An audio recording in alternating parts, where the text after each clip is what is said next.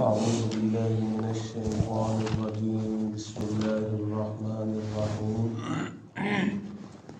وَإِذْ قُلْتُمْ يَا مُوسَىٰ اور جب تم نے کہا کہ اے موسیٰ لَن نُؤْمِنَ لَكَ ہم ہرگز نہیں ایمان لائیں گے حَتَّىٰ نَرَى اللَّهَ جَهْرَةً یہاں تک کہ اللہ تعالیٰ کو دیکھ لیں آمنے سامنے فَأَخَذَتْكُمُ الصَّيْحَةُ اور پکڑ لیا تم کو چیخ اور گرجدار آواز نے وَأَنْتُمْ ظَالِمُونَ اور تم ظلم کرنے وَأَنْتُمْ تَنظُرُونَ اور تم دیکھ رہے تھے ثُمَّ بَعَثْنَاكُمْ مِنْ بَعْدِ مَوْتِكُمْ پھر ہم نے تم کو دوبارہ اٹھایا تمہارے مرنے کے بعد لَعَلَّكُمْ تَشْكُرُونَ تاکہ تم شکر کرو۔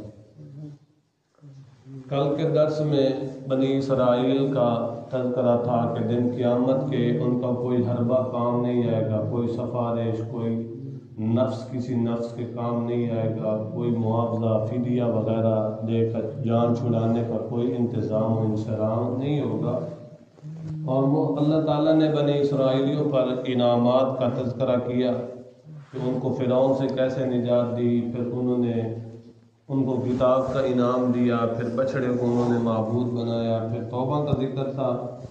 اس کے بعد پھر ایک جب حضرت موسیٰ علیہ السلام کو طور سے تورات واپس لے کر آئے تھے تو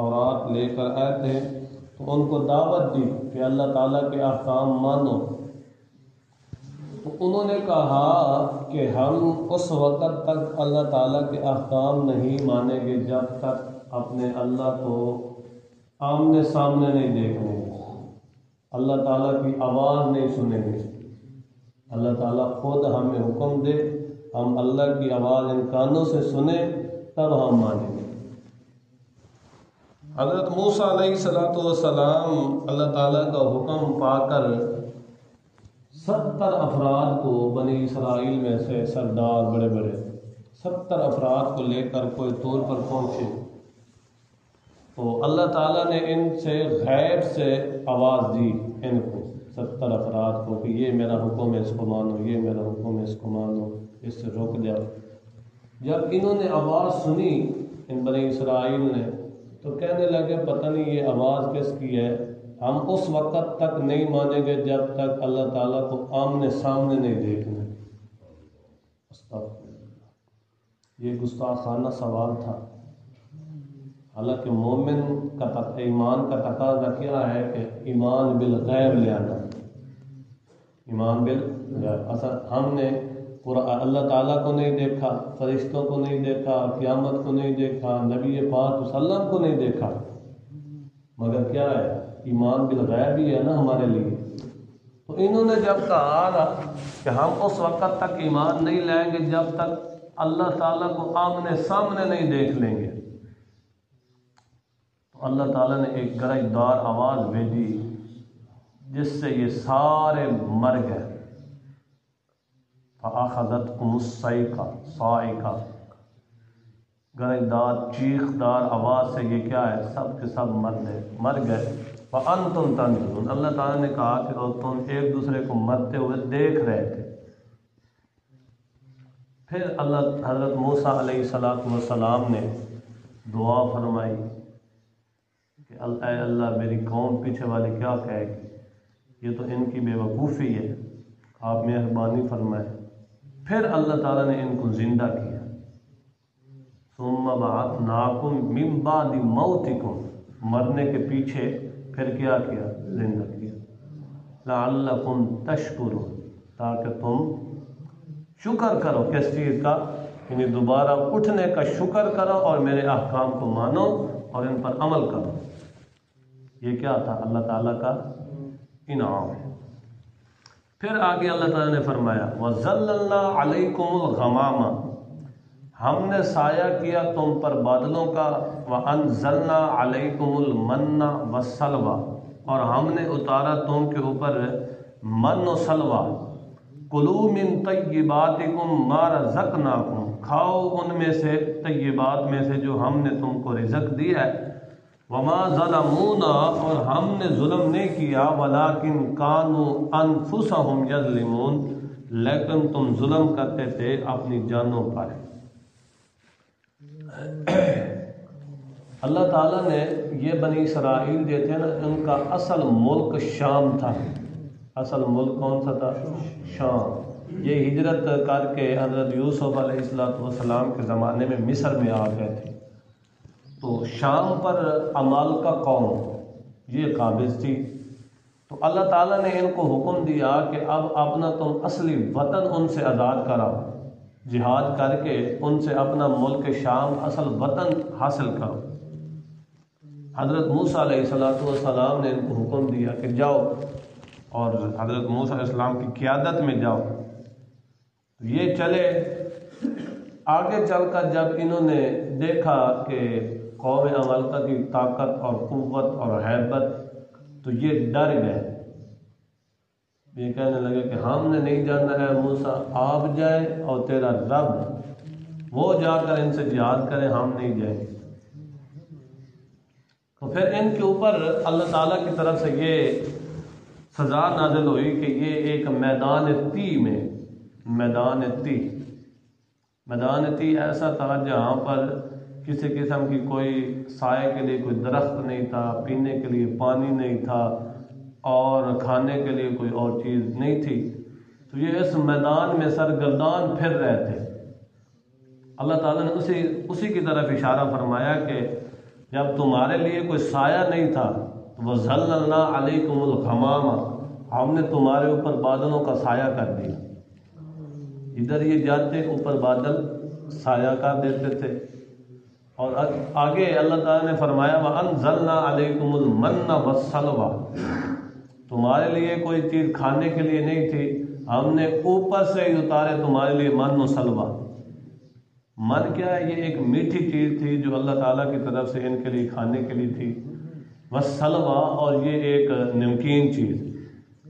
یہ بھی کہتے ہیں کہ یہ بٹیر تھے، یہ ان کے سامنے آ جاتے تھے، یہ ان کو پکڑ لیتے تھے، پھر ان کو ذبح کرتے تھے، پھر ان کو کھاتے تھے۔ یہ کیا تھا ان کے اوپر؟ انعام۔ اللہ تعالیٰ نے کہا کہ کلوا من طیبات ما رزقناکم، ہم نے جو تمہیں رزق دیا اس میں سے کھاؤ۔ پھر انہوں نے یہ کھا کر ناشکری کی۔ کھا کر کیا کی؟ حالانکہ انعامات کا تقاضا تو یہ تھا کہ جب انعامات اللہ تعالیٰ نے دیے تھے تو انعامات کی قدر کرتے ہوئے اللہ تعالیٰ کے احکام کی فرمانبرداری کرنی چاہیے تھی، انعامات کا شکر ادا کرنا چاہیے تھا۔ تو وما ظلمونا، انہوں نے کیا کیا؟ ناشکری کی۔ اللہ تعالیٰ نے فرمایا ہم نے ان پر ظلم نہیں کیا، ولیکن کانوا انفسہم یظلمون، لیکن کیا کرتے تھے؟ اپنی جانوں پر انہوں نے ظلم کیا۔ آگے جب میدان تی میں حضرت موسیٰ علیہ السلام کی وفات ہو، میدان تی، اس کے بعد یہ جو بنی اسرائیل کے بڑے بڑے کھراٹ تھے اور بڑے بڑے بزرگ تھے وہ بھی فوت ہو گئے۔ یہ کافی عرصہ ادھر رہے میدان تی میں، کہتے ہیں کہ 40 سال کا عرصہ۔ تو پھر جو نوجوان فوج تھی ان کی حضرت یوشع، حضرت موسیٰ علیہ السلام کے جو جانشین ہوئے، ان کی قیادت میں انہوں نے قوم عمالقہ سے جنگ و جہاد کیا، اس کے بعد ملک شام فتح کیا۔ پھر اللہ تعالیٰ نے فرمایا وَإِذْ قُلْنَا ادْخُلُوا هَٰذِهِ الْقَرْيَةَ، داخل ہو جاؤ اس بستی کو، فَكُلُوا مِنْهَا حَيْثُ شِئْتُمْ رَغَدًا، پس کھاؤ پیو اس میں سے جہاں سے چاہو، وَادْخُلُوا الْبَابَ سُجَّدًا، اور دروازے سے داخل ہوتے ہوئے ایسے جھکتے ہوئے گزرو، سجدن، وَقُولُوا حِطَّةٌ، اور کہو بخش دے، نَغْفِرْ لَكُمْ، ہم بخش دیں گے خطایاکم، تمہاری خطاؤں کو، وَسَنَزِيدُ الْمُحْسِنِينَ، اور تم کو زیادہ اور نیکی کرنے والوں کو زیادہ بدلہ دیں گے۔ یہ اسی کی طرف اشارہ ہے کہ جب ملک شام فتح ہو گیا تو اللہ تعالیٰ نے فرمایا کہ اب جب تم نے داخل ہونا ہے نا بیت المقدس میں، تو ایسے جھکتے ہوئے جانا ہے، جیسی عاجزی کرتے ہوئے جانا، یہ نہیں کہ ایسے سجدہ کرنا دروازے میں پھر جانا، نہیں۔ مطلب یہ تھا کہ صرف عاجزی کرتے ہوئے، اللہ تعالیٰ کے اس انعام کی قدر کرتے ہوئے تم نے تھوڑا سا عاجزی کرتے ہوئے جانا، داخل ہونا شہر شام میں، بیت المقدس میں داخل ہونا۔ اور زبان سے یہ کہنا ہے کہ اے اللہ ہماری خطاؤں کو معاف فرما دے، ہم تمہاری خطاؤں کو معاف کر دیں گے، اور جو دل سے نیکی کرنے والے ہوں گے، محسنین اخلاص کے ساتھ کام کرنے والے ہوں گے، ان کو اور زیادہ دیں گے۔ محسنین کے احسان کی تعریف حدیث جبرائیل میں نبی پاک صلی اللہ علیہ وسلم نے یہی فرمائی تھی کہ ان تعبد اللہ کأنک تراہ، کہ اللہ تعالیٰ کی عبادت ایسے کر جیسے اللہ تعالیٰ کو اپنی آنکھوں کے سامنے دیکھ رہا ہے۔ فإن لم تکن تراہ فإنہ یراک، اگر تو نہیں دیکھ رہا تو یہ تو تصور کر کہ اللہ تعالیٰ تجھے دیکھ رہا ہے۔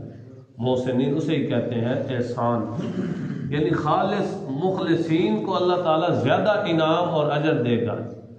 اللہ تعالیٰ نے ان کو یہ حکم دیا، اور یہ بھی دیکھو نا کہ نبی پاک صلی اللہ علیہ وسلم جب فتح مکہ ہوا ہے نا، نبی پاک صلی اللہ علیہ وسلم اونٹنی کے اوپر سوار تھے اور کالا امامہ باندھا ہوا تھا، اور جب اونٹنی کے اوپر سوار تھے تو ایسے نیچے عاجزی کرتے ہوئے گزرے۔ کیا مطلب؟ بندے کو جب عروج اور عزت اور مرفعت منقبت مل جائے تو یہ نہیں ہے کہ بندہ اترانا شروع کر دے، بلکہ جائے تو پھر بھی کیا ہو؟ عاجزی ہو، اللہ تعالیٰ کی نافرمانی نہ ہو، تکبر نہ ہو۔ نبی پاک صلی اللہ علیہ وسلم بھی اسی طرح گزرے تھے۔ آئے تھے جب خانہ مکہ میں آئے تھے نا، داخل ہوئے تو اسی طرح داخل ہوئے تھے۔ ان کو بھی اللہ تعالیٰ نے کہا کہ جب آپ نے بیت المقدس میں داخل ہونا ہے، بیت المقدس شہر میں، تو ایسے عاجزی کرتے ہوئے جانا ہے اور زبان سے کہنا ہے کہ اے اللہ ہماری خطاؤں کو معاف فرما دے، اے اللہ ہماری خطاؤں کو معاف فرما دے۔ بس انہوں نے سجدہ کرنے کے بجائے انہوں نے اکڑتے ہوئے یہ گزرے، ایسے تکبر کے ساتھ اکڑ کے ساتھ یہ گزرے، بیت المقدس میں داخل ہوئے اسی طرح۔ چاہیے تو یہ تھا کہ جھکتے ہوئے گزرتے، مگر انہوں نے کیا کیا؟ تکبر کیا، عملی طور پر بھی کیا کیا؟ نافرمانی کی۔ پھر دوسرے طور قولی طور پر ان کو کہا گیا تھا کہ کہو حطۃ، ہماری خطائیں ہمارے گناہوں کو بخش دے، مگر انہوں نے کیا کیا؟ کہا حنطۃ، حطۃ کے بجائے حنطۃ۔ حنطۃ کا معنی ہے اللہ ہمیں گندم دے، یعنی قولی بھی مخالفت اور عملی بھی کیا کی؟ مخالفت۔ تو پھر اللہ تعالیٰ کی طرف سے ان کے اوپر عذاب نازل ہوا۔ جب نافرمانی کی، ناشکری کی، تو اللہ تعالیٰ کی طرف سے عذاب نازل ہوا۔ اللہ تعالیٰ نے فرمایا کہ فَأَنزَلْنَا عَلَى الَّذِينَ ظَلَمُوا رِجْزًا مِّنَ السَّمَاءِ، ہماری طرف سے رجز اور عذاب نازل ہوا ان پر جنہوں نے ظلم کیا، بما کانوا یفسقون، بسبب اس کے جو وہ نافرمانی کیا کرتے۔ یہ کیا ہے؟ اللہ تعالیٰ کے انعامات اور ان کے اوپر بنی اسرائیل کی ناشکریاں، پھر اس کے بعد ان کے اوپر عذاب کا ذکر تھا۔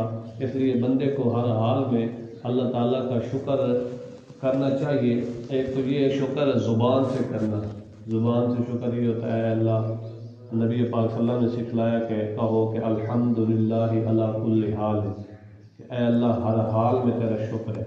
یہ ایک شکر قولی ہے، اور عملی شکر یہ ہے کہ اللہ تعالیٰ کے جو احکام ہے، نماز ہے، روزہ ہے، حج ہے، زکوٰۃ ہے، جتنے بھی احکام ہیں ان کی بجا آوری کرنا، یہ عملی شکر ہے۔ اس لیے قولی اور عملی دونوں شکر کرنے چاہیے۔ اللہ تعالیٰ صابر بھی بنائے، شاکر بھی بنائے، اپنا فرمانبردار بنائے۔